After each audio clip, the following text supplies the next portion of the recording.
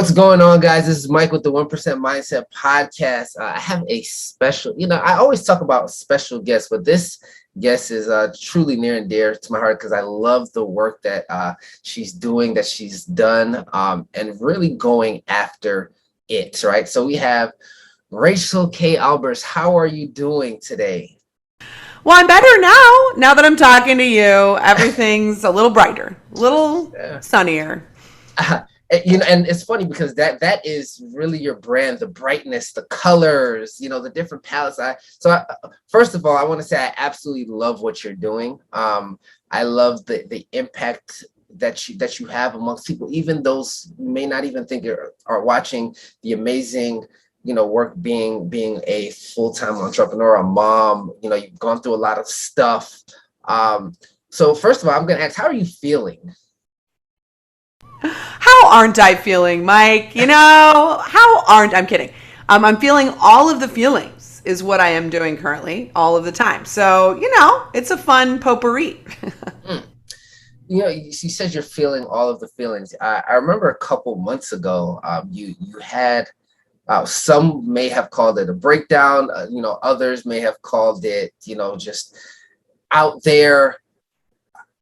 What was, when you say you're feeling all of those feelings, like, what do you mean by that? And you're like, what the hell happened there? Give me the scoop. This is the exclusive. Nobody's dared to ask me this in an interview. So good for you, Michael. Oh my God, go straight for it. Yeah, no, absolutely. And I wanted, and I think it's important because, like you said, so many people, they gloss over the stuff right in between, and you're human, right? So you've gone through a plethora of emotions, right? And the reason why I asked how you're feeling, you said you have all of the feelings, and that's so important to understand as a human being. You're going to have that. So I wanted to dive directly into it, right? Something happened a couple months ago. Yes. Let's get into building that. I'm excited to hear about this. Yeah, me too. I'd love to know, how is she going to wrap it up? How are we going to make this work? No, you know what? We're recording this in September of 2021. So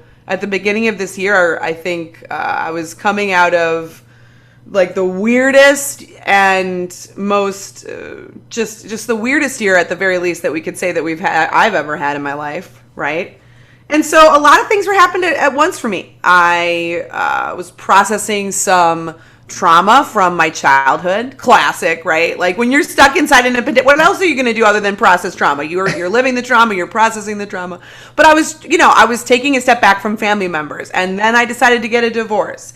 And in the midst of this, I decided that I was doing some industry whistleblowing and made some realizations about some things in the online marketing space that I had been observing for a while, but finally I was like, I can't look away anymore. And then that meant, there was ripple effects throughout my business and my relationships as a result of that. And yes, from the outside, all of this was happening at once, very publicly. I was almost doing it as if it were an art, like a performance art piece on the internet. A lot of it was public. And I was burning it all down, and yeah, you could call it a breakdown. I think you could brand it that way, right? People can brand it however they want. Isn't that funny?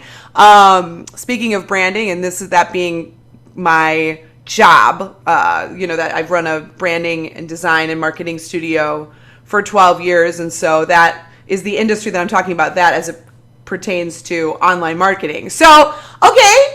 Yeah, I burned it all down for all the internet to see. And I know, and that was the thing that happened to me. And now I'm just chilling. Now I'm living once you burn it all down, you kind of have to survey the landscape, and you're like, damn, there isn't much here. Now I got to build a whole new world for myself. Holy shit. That's where I'm at right now.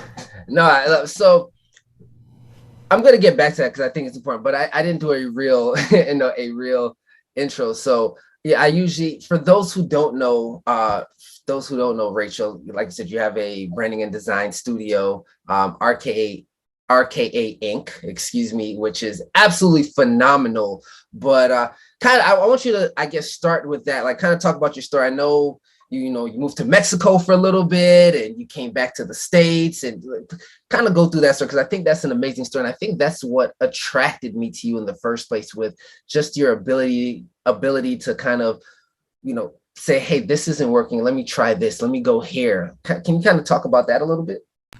So my story, how the heck did we end up here? Like I just started you at the end, we're in the movie where it's like, here I am. You're probably wondering, how did I end up here? Right. But it's funny. Sometimes you got to go to that. It's like, how did this happen? It's almost like a flashback. So now we're going to correct. So it's like, okay, I just burned it all down. What did I burn?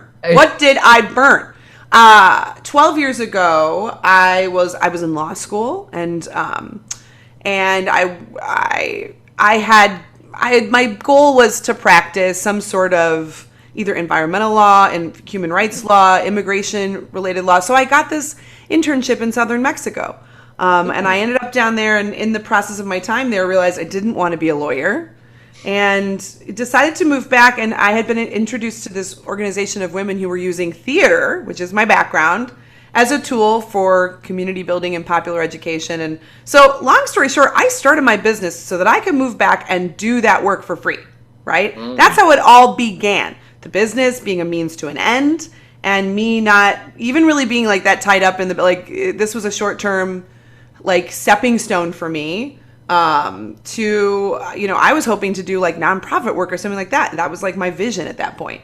And the business will sneak up on you. Business will sneak up on you. Like you get a little taste for entrepreneurship. You get a taste for, and so over the years, I grew this business to support the work I was doing in southern Mexico. And then along the journey, had some realizations about like why I was there and doing the work there, and what does that mean about my whiteness and my white savior journey, if you will, right? Like, I'm like, wait a minute, hold on a second here. Nobody really needs another white girl in Mexico. It doesn't matter how well-meaning I was, and I brought in some interesting skills, and and of course I cared about the people that I was working alongside, but I kind of woke up to myself. So there's a couple different like layers of being like, wait a minute, this is not, hold on just a second here, RKA. So that's when I moved after about almost 8 years, like a little bit more than 7 years. I was in Mexico. I moved back up to the States, right when a big nectarine, a big just walking Cheeto of a man was elected. That's the day. That's when we moved back. So I moved back, and when I say we, my husband, I met, my husband down there in Mexico in San Cristobal de las Casas. So, we came back up to the States, and at this point I had my business, right? And so the business kind of grew and came with me. But I think it's an interesting part of the story, because you always hear the story of like, oh, I worked for years so that I could quit my day job and then move, or like do the nomad thing. And I kind of did it opposite, because I wasn't really, the business itself wasn't the dream. Right? Like the business was like, this is just a means to an end. But over the years, I fell in love with the business. Right? And helping small businesses, service-based businesses, tell their story, brand their services, develop their personal brands. That kind of became my unofficial niche, was working in that kind of area, was folks who had maybe built a whole successful career, and now they were branding themselves essentially, and their thought leadership and their expertise and their unique kind of approach or framework or, secret sauce to the way they've done their work or whatever. So that is the backstory. So brought that all up to the States. And then at this point in time, when I came back, I started being like, I have things to say about this industry, right? And like after a while, when you're in it, when you're doing the work, it's inevitable that one day you just kind of have absorbed enough through osmosis to be like, wait a minute, I see patterns. I see problem spots, and I see some opportunities, like windows in the conversation that aren't being filled. So there you have it. So that kind of brought us up to today, but I was doing it in a really careful, like funny, like tiptoey way, talking about the industry, but doing it like almost passive aggressively, doing it by the book. You're allowed to do it you're allowed to say that stuff as long as you're subtle and you're not coming for anybody or anything in particular. So going down to Mexico, it was, because you want to be a lawyer. How did you actually get into marketing, branding, website? How did that happen? Where the heck did that come in, right? Yeah. Okay, when you're in college or there's this idea that if you're going into the arts, if you're going into the creative world, there's always this idea of you've got to have a fallback. So for me, way back when I studied my undergraduate degree, I studied theater. My whole thing was I studied theater, which is a form of marketing, if you will. It's a form of performance, but my fallback marketing, my fallback branding. And I had a history in web design from I taught myself to code when I was very young. And so I had done a little bit of this freelance work and, done a little bit of light marketing and stuff for some different organizations, again, as my fallback. And then I fell. Oh, I fell pretty hard. And it was wild because the first year that I was in Southern Mexico, again, on a law school internship, my internship, it was supposed to be with this kind of grassroots organization, and our connection there fell through. So suddenly I have this stipend from my law school, and they're like, you have to find a new organization. And I just happened to stumble across this women's organization of women theater artists who were using theater and social as a form of community organizing and community education. Absolutely. And it was this fusion. There was a light enough connection to justice and social justice that I was able to justify, volunteering with this organization for the summer as part of my law school internship. So and what was crazy, let's bring it back to what I ended up doing for my business, is that summer, one of the things I did for the women there was teach them web design. I did some know your rights trainings, and some different workshops that I led down there. But the truth is, I was supporting them in spreading their body of work and spreading their message. And so it was a little bit prophetic in the sense that I soon came back. And one of the things that I did to support my work down there was web design. And so it's a winding story. It's a long and winding tale. Yeah. I think it's interesting because you have a very big heart, especially when it comes to social justice. Because you mentioned you did the Know Your Rights campaign and stuff like that.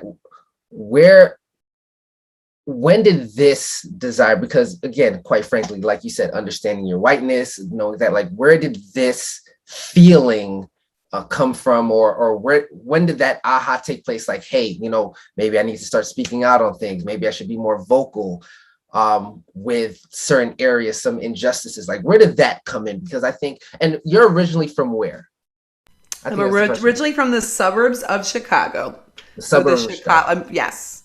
I would say, speaking of the whole burning of it down that I did, that I'm doing, that I'm in the midst of, who knows? I'm still, there's ashes, there's cinders, there's smoke, it's everywhere. I'm breathing it in, Michael. But, I came from a family that had a history of domestic violence, and so I think in that sense, I was born a cycle breaker in many ways. I don't know, I was a young child that was able to look around and say, this is unhealthy, this is abusive, this is violent, this is wrong. And so when you are exposed to trauma and abuse of any sort from a young age, I think it's part of you then, right? I just think that and so then it's just a matter of zooming out, and the more aware you become and conscious of your surroundings. So I told you, I grew up in the white, suburban, upper middle class, cushy suburbs of Chicago, right? And so, and we were told the lie about Christopher Columbus and the form of history where we're the good guys, right? You get told the story of how the United States was colonized, and it's almost like this cartoon of the Native Americans, they were sure, take it. Here's Thanksgiving dinner for you. Good luck. Take our cut. Do it. We love it. Go ahead. Thumbs up. And it's some of them fought, but not really. It was fine. They were just, they loved it. We get this, not to mention the rest, the African diaspora and all of that. It's very, the story that we're told. So you've got to start going out. The more aware that I became of the truth in every part of my life, the more that I became crying out about it. So I don't know. I think that the DNA there is, if you've got a history of abuse, of pain, of trauma, you have a little kind of radar then for whenever it's happening around you on a social level, on a systemic level, in your community, in your family, right? So I don't know if that's I don't think it's every person's experience. And that way you can say pain is a gift, right? It's a bridge to other people. And it's, in a way, this empathy is the only thing we've got. It's going to carry us forward. So that's my non-answering answer. Do you think so? Your your your brand is a lot around comedy. The awkward marketing. Do you think some of your history uh, kind of led you to the humor side of things, maybe even to suppress certain things or to laugh certain things off? Sure. I definitely think that like a lot of like there's very few comedians who had like some sort of a perfect background or history, right? The pain um, allows us to see things more clearly or to not be able to look away, I think, than, I would say I think humor, of course, is a coping mechanism, but it's also just a very visceral, just natural part of being human. It's how humor does so much more than just protect us or divert us, right? It helps us to open up creative pathways in our brain when we laugh. It helps us to relax our brains and our bodies in ways that it's unexplained. I mean, it's just, there's all of these benefits, even from just a self-care, a creative problem solving perspective to laughter and to joy and to humor and like being able to talk about uncomfortable topics and being able to address things that are maybe harder, that become very heavy, right? So yeah, and of course it's a coping mechanism too. And of course it keeps you from, it keeps you safe, especially as a child, right? But here we are. What are you going to do? I got something out of it. Yeah, Childhood, all I got was this lousy sense of humor. It's that kind of thing. yeah, no, and I asked because when I first met you, at least to my knowledge, and maybe I didn't have enough information at the time, you didn't use the comedic route, right? The comedy part within your marketing, within your branding for RKA Inc., right? Like Right. that wasn't there. It started to kind of develop over time. Right. And so that I guess I'm trying to figure out why Where did did it that come from? transition Well, I happen? would tell you it was hiding. I was hiding it. Like I hadn't found a way to bring it in. It was like a hidden part of myself that I was hiding from myself, I think. And also it's just like, I think you've seen a lot of creators be empowered and have more the ability to control the production of their own work and actually have distribution channels for that are easy and, not cost prohibitive. So when I say this, I just mean now that we've got tools like, when I was creating these really elaborate green screen videos years ago that today you could whip up in a few seconds on TikTok, right? And I was doing them painstakingly. There's a case for that to a certain degree, but and so I also think that what made it easier to bring comedy in was also just the tools evolving, making it easier for me to be, a content like my own video producer, my own, film studio, my own everything. I didn't even have that ability 10 years. We didn't have that ability really 10 years ago. Not easily, right? Yeah, that's true. That's true. So that was a big part of it too. But I definitely think it takes time. I think a lot of people come out the gate when it comes to starting their own business, and there's this message that's just like, it should be about your passions, do what you love, and the money will follow. Just be you, just be yourself, just follow your dream, follow your heart. And it took me, like you said, almost, I think it was like 7-ish years before I brought in the comedy, which honestly which is one of my greatest passions. It was kind of like finding my old lover from years past. It's like, oh, you again. You old cad. I thought you were gone forever. But I couldn't have come out the gate with that. Like I said, the ideas that I was able to then fuse with comedy came from also being steeped in the industry for long enough, doing the work long enough, working with enough clients to be able to have the insights and like the expertise that I could also then merge with the comedic skill, if you will, right? And that couldn't have happened out the gate. So, yeah, there you go. No, I think that's interesting. I don't think I've seen anyone in the space of branding, marketing, web dev, stuff like that added that piece to it. It feels like you're one of one, and maybe there are other people, and maybe some, but it definitely feels like you're one of one, and it brings a natural, authentic feeling to you. So people will either love you or hate you, but they'll know who you are. right? And I think that's really, Sure. really Yeah, of important, course. right? Definitely now. Definitely when you're having breakdowns on the internet, you're going to inspire a reaction. Yeah, and so so now that that's we kind of went a little bit in the past, we'll start to come to more future a few months ago. So pandemic happens, right? Obviously, it's a tough transition for a lot of people. One of the things you said to start was a lot of your childhood traumas were kind of revealed. You were able to sit with some of that through that space. I don't know if it was during the pandemic or a little bit before or a little after. Well, we're still in it, but a little bit before. You go through a divorce or you start that process.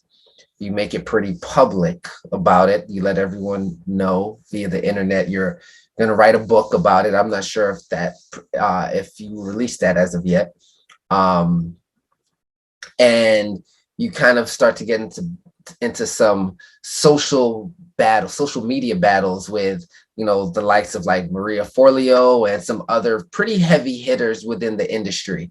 So that a lot of that happened, and it happened fairly quickly. And not only that, you had some even family members, that or friends, I'd say close friends, maybe with some family that also you had some backlash from as well.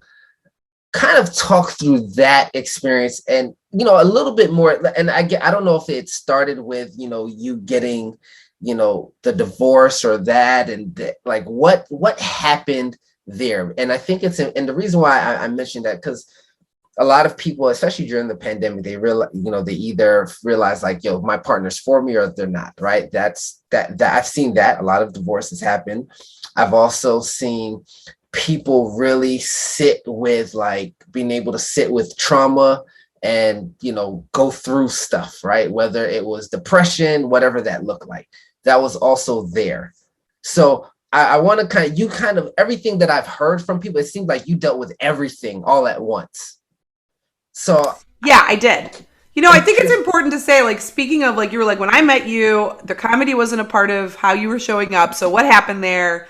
And I think that this is just another example of none of this stuff was a surprise. None of this stuff was spontaneous and out of nowhere. It was all brewing and gurgling within me, whether it's the unhealthy, like, relationship, the toxic environment of my family, right? Like, which I think a lot of people can resonate with, and just not being able to take it anymore. I think that's really what it was. It was this kind of bubbling up of, I can't take it anymore. I can't ignore it anymore. And for me, all the things were connected.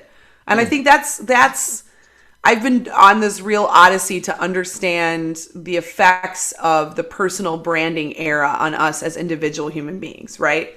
And this push, which I am in branding, and this push to, if you are running a personal brand, almost compartmentalize or put your who you are into like little boxes, right? Be able to organize it into little boxes.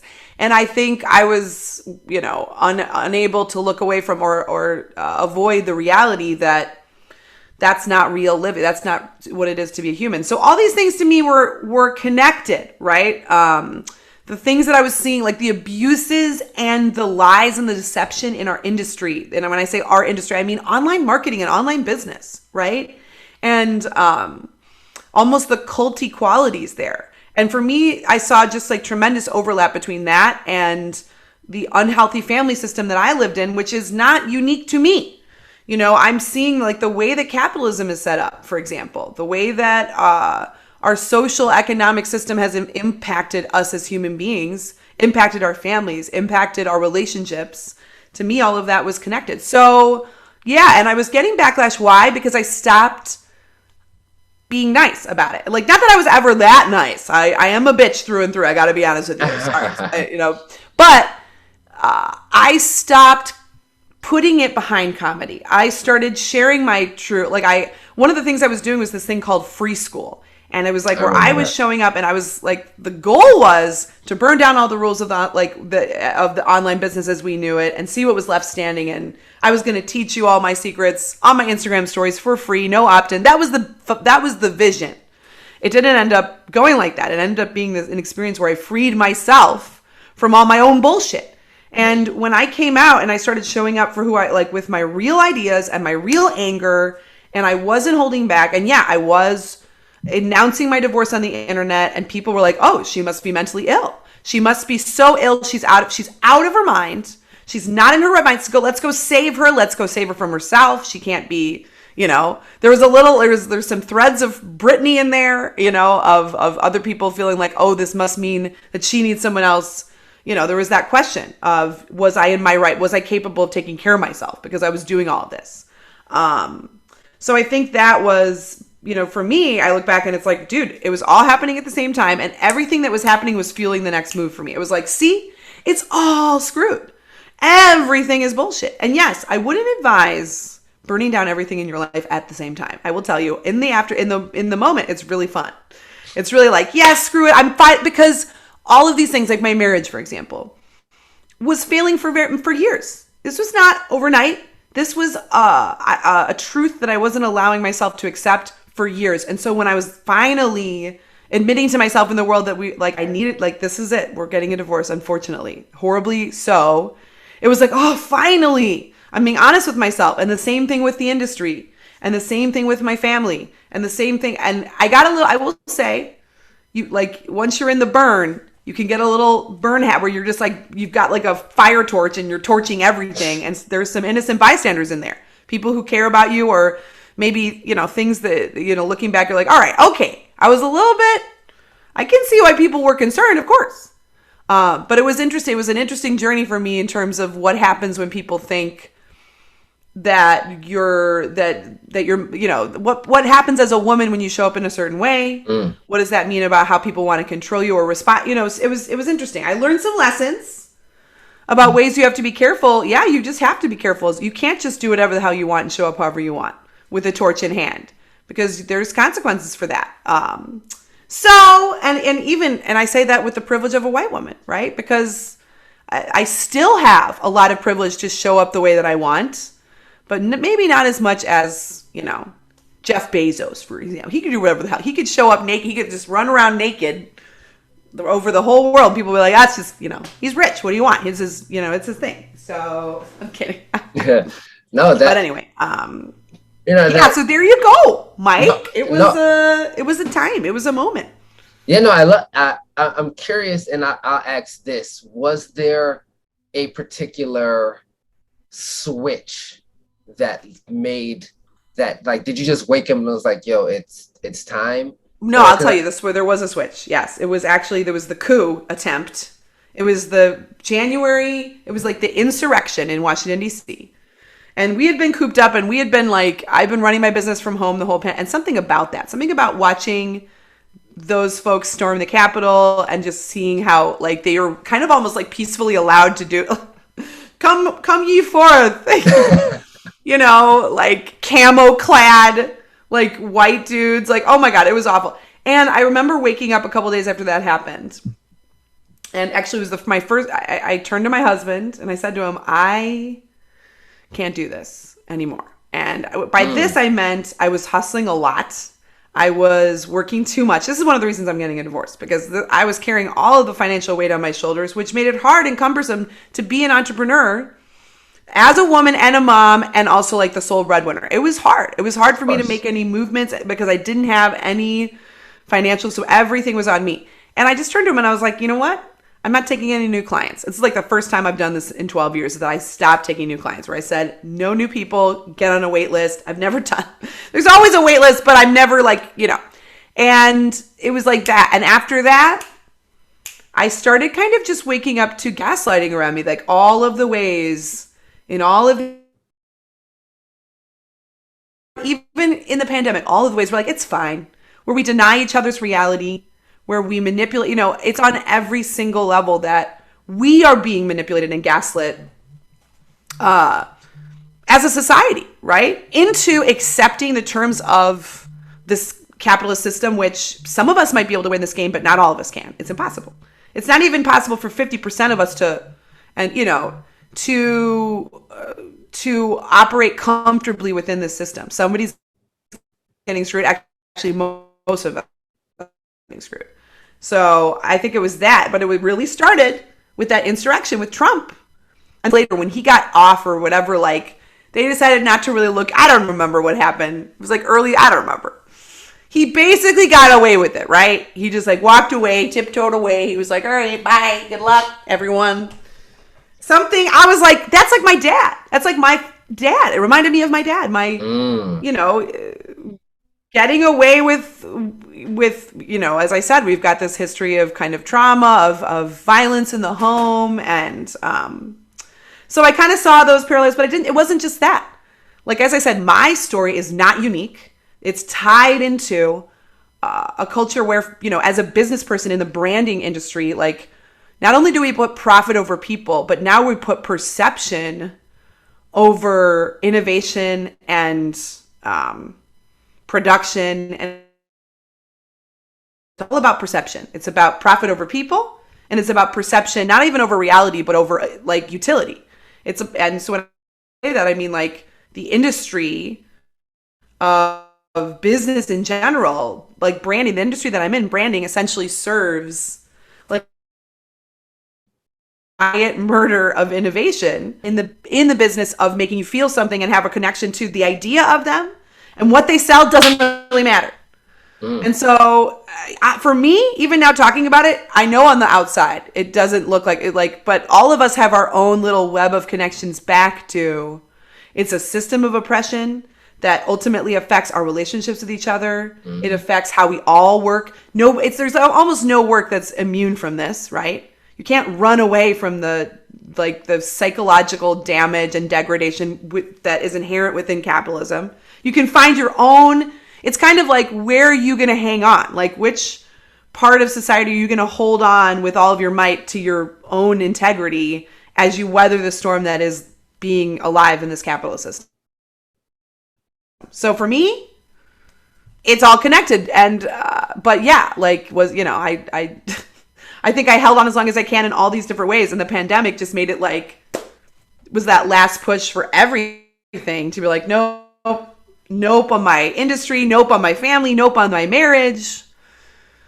And then all of the consequences that came as a result of that. And then nope on relationships, and that we're also in that same vein. So shit, this is why we end up we stay in our safe cocoons, and we don't call shit out, because what I'm doing is not particularly comfortable or easy, or like, I don't even know, how's this gonna end, Michael? How's it gonna end? And we never tell that story. We always tell like this story. I'm in the part of the movie, when you're in a movie where you're watching a movie where somebody goes through a big transformation, but typically you'll see a montage. It'll be like in the summer, and then like a year later in the fall, they're carrying leaves or some shit. And you don't even know what they did during that whole period of time. It's like through the seasons. Well, that's what I'm in. I'm in the messy montage that you don't actually know what the hell goes on during this montage. So how are you with that big transition, right? And I think this is a really important question, right? Because I do think it's important to mention that you're still in your stuff, right? Going through it. How are you not just coping now, but going from basically a family, having clients, which we haven't even dug deep into like your actual work and how you get clients, but I think this is more important, to now being a single mom. You've kind of burnt down a lot of things. I don't know if you've taken on the clients. What's happening now that everything has transpired and is still transpiring, so to speak, but being divorced, having, burning down things, maybe losing some relationships. Like what's happening now? Like now that all of that has happened, is there like a clearer mind? Is there like, what's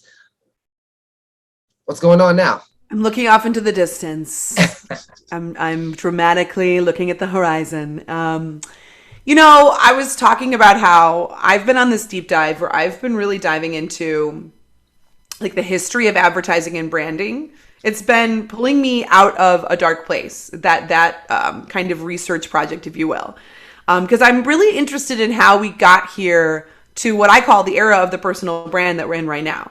Where now all of us are being compelled, whether we're entrepreneurs or we're in the employment pool, period, and even if not, to consider our digital footprint, to consider our brands, right? And so this is a really, and with the social media and internet tools that we have today that were not even this mature 10 years ago, let alone, we are at this just such a historic time. And for better or worse, right? Like, on one hand, these tools have given millions of people the ability to take control to some degree of their part of the capitalist pie, right? A little bit more like benefiting it directly from it themselves versus like through like, and I'm talking about entrepreneurship, right? But at the same time, we're all being pushed into, as I said, this place where we're all having to kind of think of ourselves as products and commodities versus as human beings. Perception over innovation, people over profit, and human beings are being kind of corralled into behaving like corporations. And so one of the things that I've been, learning about is, all right, I promise I'm getting to the answer because this matters. What happened in the 80s when there was all of this deregulation and privatization that happened in the United States around international trade and business was that it just became simply more cost effective and far more profitable for any company that could to get out of the game of making things, to get out of the games of production, to get out of the game of manufacturing, to get out of the game of even like doing much in the way of creating new solutions. And to outsource as much of that as possible through to contractors. And this is how we get sweatshops. This is how we have most of our goods being made all over the world, other than in places like the United States, where, it just is a ton of money to have factories and to be dealing with the people who work there and all of the liabilities, right? At that time, there was this big shift in, major big companies, but now we're living in the trickle down of that. But there was this big shift towards now these companies are in the business not of making things, not of making things better either, but they're in the business of making you feel stuff, right? Nike, for example, is a marketing company, right? Name any big company, they're a marketing company. The Gap isn't a clothing company. It's a marketing company because really they're not in the business of making clothes. They don't make their own clothes. They license their name, like, right? They've either have got licensing or they've got their, subcontracted down to a T. Most of their money goes to keeping, and now I don't know, it's like the Gap like going under, but most of their money goes to our perception of the Gap, right? It's not going to the people. It's not going even to like new products, really. It really is going into how we feel about the Gap, their marketing, their branding, all of that. I'm bringing that to the fore to say, the amount of investment that like major US companies has done in like research and development and innovation has gone down and down and down over the years, while the amount of investment in branding and marketing has gone up, like sky high. It's never been higher, right? And what I bring this back because small businesses and entrepreneurs have now fallen prey to that same approach where really today the game is about building your brand. And if you can build a strong enough brand, you can sell anything. You can partner with anybody. So like you could look at that and be like, okay, yeah, I mean, there's pros to that. There's benefits to that. But what that means is we've got a bunch of shells. We've got a bunch of like, of false realities, right? Like we're just all going around trying to convince each other of what we stand for and to create a perception, to create an emotional, like a relationship. It all lives in the mind's eye versus being based on the things we're producing, the ideas we're creating, the innovations, the research and development, like investing into like actual solutions. Instead of that, like the landscape is how can we sell what has already exists and just put a new coat of paint on it, position it differently, right? Make people feel differently about this thing. So all of this is to say, I am in research and development, Michael, in the very unsexy, often not like, we're really told to hurry past this part. We're told that, you need to have, like, there's a lot of people that have been like, okay, what's your RKA Phoenix start again, burn it all down, like new sexy program or, group or whatever. I'm like, if I had that ready and waiting, you would know everything I just did was bullshit. And I was just doing this to sell you. I am in a place of, transitioning how I approach this work and yes, kind of doing that transparently, and it's uncomfortable. And yet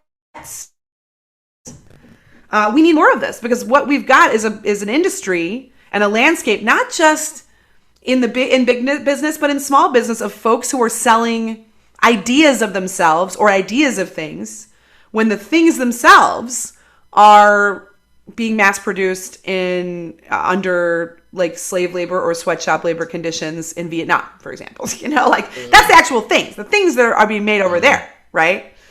Or in the thought leadership space, it's the same ideas just being tweaked a little bit and resold to new audiences, and maybe with time the same audience again, over and over again, just with the new color palette. Does it make sense what I'm saying? No, absolutely. And I'm curious. And how old, if you don't mind me asking, how old is your daughter? Right? Yeah. My daughter is 3.5. 3.5. Okay, so do you think motherhood, being new to motherhood, has altered, changed any of this? Was this transition going to happen anyway? Did she expedite that? Where does motherhood play in the Where role does of motherhood? all this? Oh my God. With the whole motherhood thing, it's interesting because now that I am going through a divorce, I am 100% like full on single mom. So that is changed things dramatically for me, I would say. No, I wasn't prepared. I didn't have a plan. There was always this vision of transitioning away from a lot of my business for the last 12 years has been about doing things for people, building their brands for them, creating deliverables, creating visual assets like logos and websites and copywriting and things like that, like actually giving people tangible things. There's always a goal of transitioning away from doing that primarily.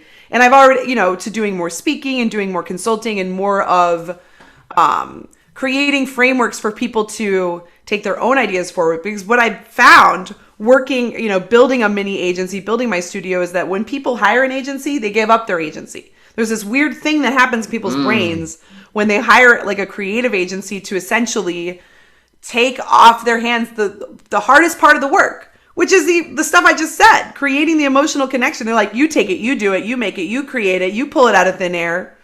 It's like, you want me to invent all of the meaning of your business? That's what marketing is these days, is about like inventing and shaping and creating and cultivating meaning with and for people. That's what branding is ultimately. So that was always with being a mom.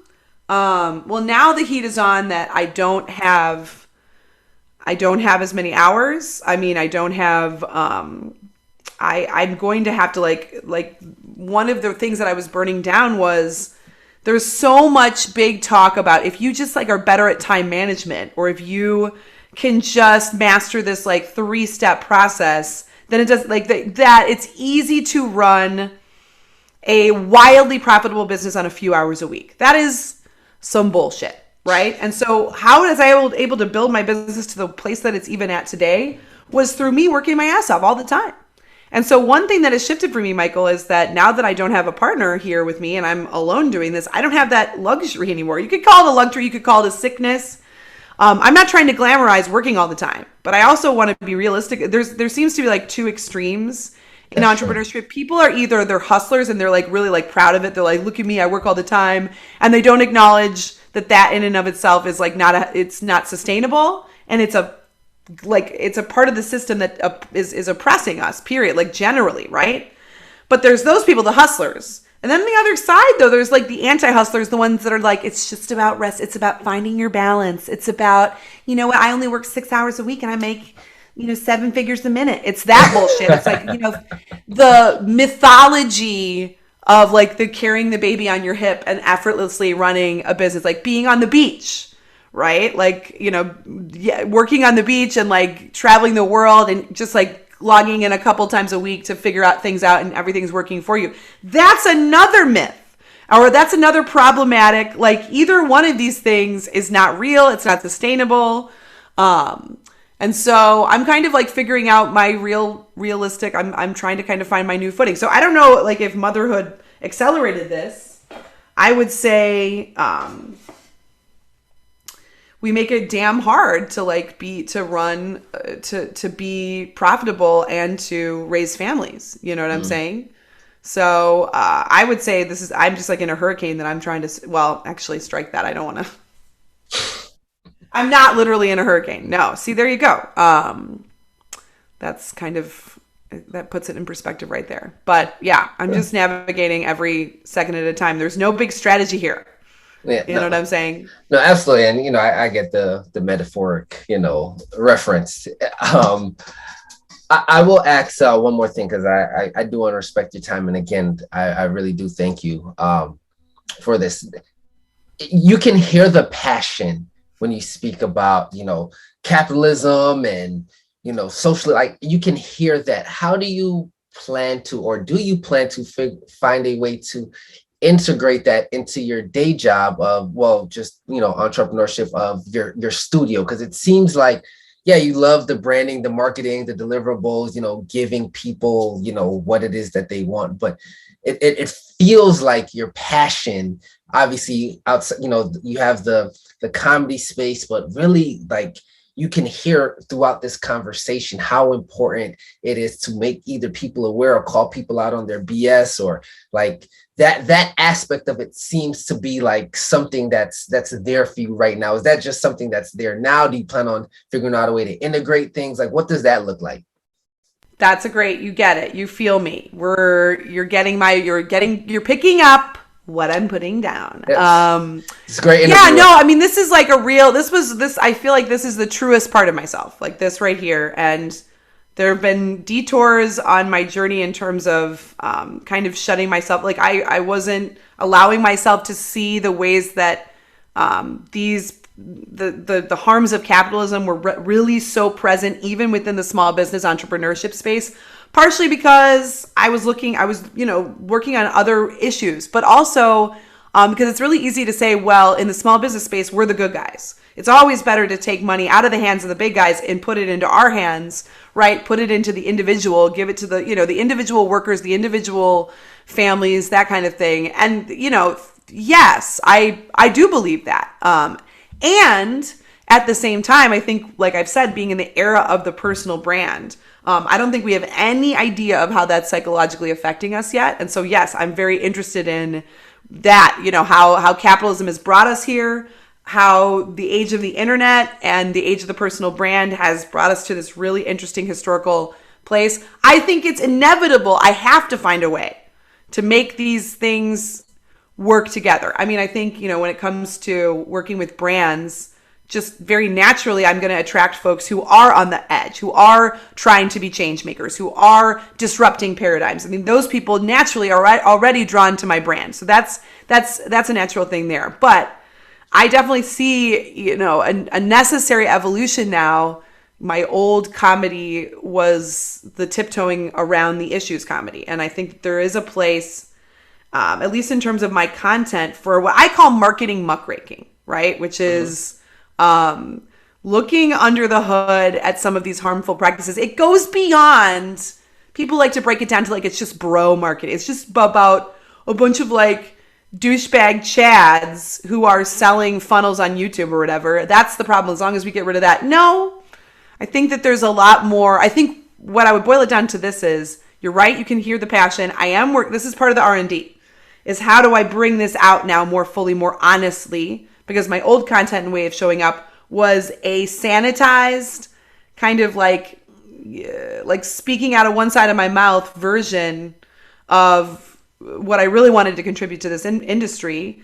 And what I think is really interesting, Michael, is that now that we've got all of these entrepreneurs and small business owners who are more than ever able to essentially create their own corporations and their own companies, they are having to confront the way that marketing and branding works for the first time.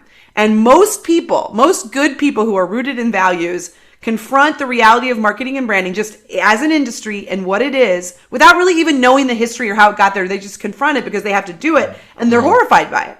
And there's instinct to be like, no, this can't be the way it is. This can't be, no. There's got to be another capitalism that isn't so disgusting. Like, is this how they got us? Is this how we have been like changed as a humanity? Because like, yes, it is.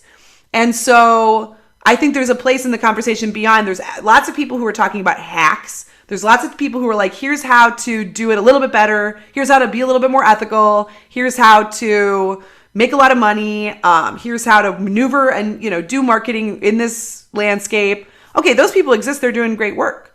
But how do we get here? What are the historical implications? How does this tie together with like our political roots and how our culture and society has evolved and how our brains are now evolving? I don't think enough people are talking about that. I think too many people are talking about just how to build a brand, not why are you building a brand and what is the impact of another brand in the landscape and what is making you like, we've absorbed a lot of advertising culture through osmosis as if it's normal. And I think it's important not just to be like how to do it better, but how did we even think to do it this way to begin with? Is it like, to kind of deprogram and deconstruct how we became these little like essentially like advertising creatures that we've become, right? So yes, this is like the future. I don't know. How does one, I'm writing a book about that. I'm writing a book about, and I feel like writing the book about this, maybe it'll end up becoming the same book, the book about my divorce. I don't know. But I think that writing this book is what's going to help me close out my story in a way, make sense of what I just burned down, so that I can write the book about my life, which is still kind of like the story's unfinished right now. So I'm struggling to dive into like, I'm doing a lot of outlining, not a lot of like serious writing of the first book. So I don't know. So we're writing a book about the era of the personal brand, what that means for us individually, psychologically, collectively. And I think that there's a place for that in the conversation. So how do you make money off of that? It's hard. It's hard to make money off of opposing the system, period. Right. So absolutely. That's one of the things that's what I was going to ask this, because when you go against big business, when you go against that, a lot of that money is funneled, either through them or funded through them. And so when no one likes to be called out, especially, some of the people, some of the companies, the organizations that either you've called out, maybe plan on calling out. So it's an interesting take, but it's an authentic space, which is what I think draws so many people to you, right?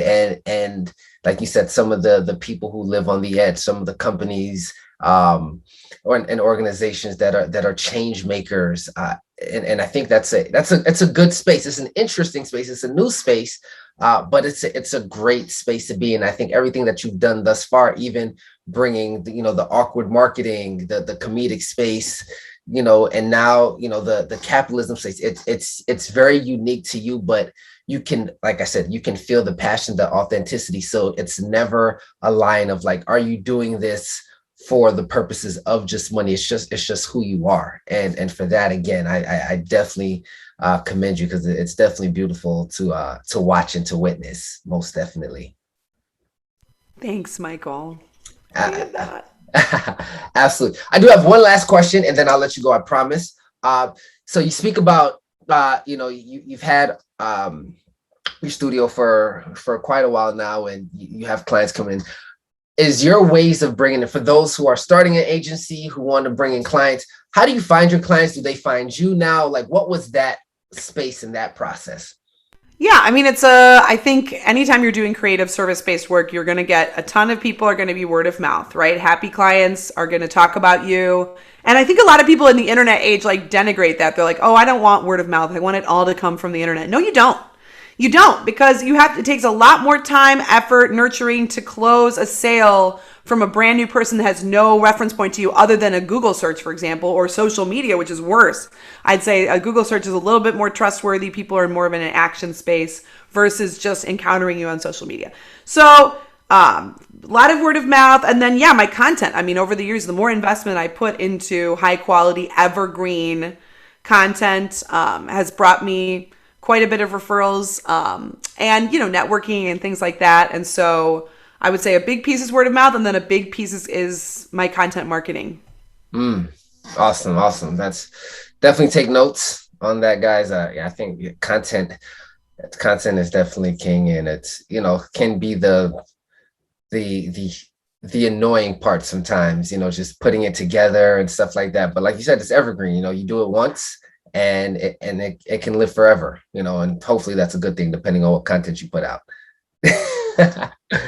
Man, Rachel, thank you so much, man. It was an absolute pleasure chopping it up with you and really, really kind of getting, through your story, but really finding your passion through this conversation, which is why when I do interviews, I never like to write anything down. I like to really be organic because in that organic space and just asking the right questions, you can really feel like, what moves, what drives an individual, right? So I'm happy we didn't speak much about your studio, which is, essentially how we met, but we really spoke about what was important to you. And that was that right there was just huge, man. So thank you so much for your vulnerability, your honesty. It was great. It was great. Thank you for having me, Michael. A true Abs- joy. Absolutely. So where can people, always, and where, if you do have any last words, you can feel free to say, and where can people find you also as well? Well, you can find me at if you look up RKA, you'll find your way to me. But I'm Rachel K. Albers, RachaelKayalbers.com. I got to find a shorter way to get to there. But if you want it, you'll find it. And you said Awkward Marketing is my business comedy show. We've got hilarious archives there. So if you you can find me anywhere internets are sold. Anyway, I absolutely, absolutely love it. Man, Rachel, thank you so much. It's been an absolute pleasure. Again, guys, this was an absolute treat. So thank you for just tuning in, listening in, wherever it may be, whether it's YouTube, Apple Podcasts, Spotify, wherever it is. But Rachel, thank you so much. It's been an absolute pleasure. And as per usual, guys, I love you.